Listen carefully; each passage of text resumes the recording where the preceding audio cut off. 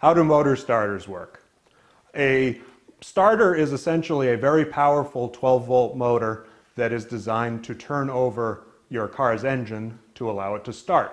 When you turn the key on your ignition, 12 volts goes to the solenoid on the starter motor.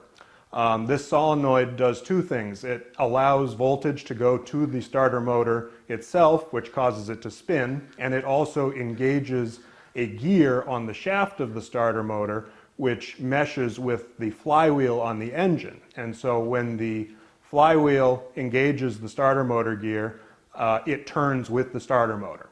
Now, once the engine is running and you release the key, the solenoid retracts and the gear disengages from the flywheel and the engine is running.